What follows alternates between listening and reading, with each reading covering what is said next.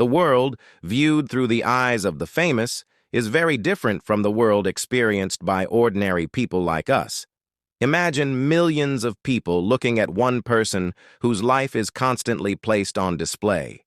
In such a situation, I often wonder what happens to that person energetically. Does their energy become scattered?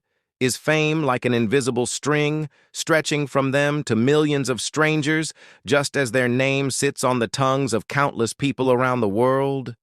In that sense, the curious case of Mrs. Jeon and the speculation surrounding her since the 2000s is not so different from the speculation surrounding Mrs. Bieber years ago. Whether people admit it or not, much of the hate directed toward Hailey Bieber came from those who believed Justin would end up with someone else. But what if Mrs. Jeon is not who the spiritual narratives surrounding Mrs. Jeon suggest she is? What then? That possibility seems far more likely than many people realize. After all, if it were truly possible to predict the future spouse of someone who has not even entered Jungkook's life yet, as some believe tarot cards can, the tarot industry would be worth billions upon billions of dollars. Falling in love is not like a movie, and life is not a fairy tale. Yet some people manage to create something that resembles a fairy tale by choosing the right partner.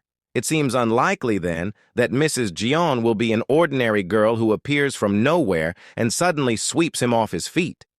Even if she is, she probably will not possess the 10,000 traits that years of card readings have claimed she would have. The truth is that we do not know Mrs. Jeon at all. More importantly, we do not truly know Jungkook either. None of us do. Yes, the universe may be connected. Yes, astrology can sometimes feel meaningful and uncannily accurate.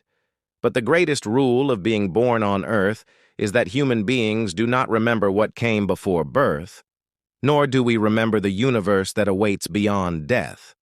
So how can anyone claim to know what is connected to this young man's heart? How can anyone know who truly holds his red string?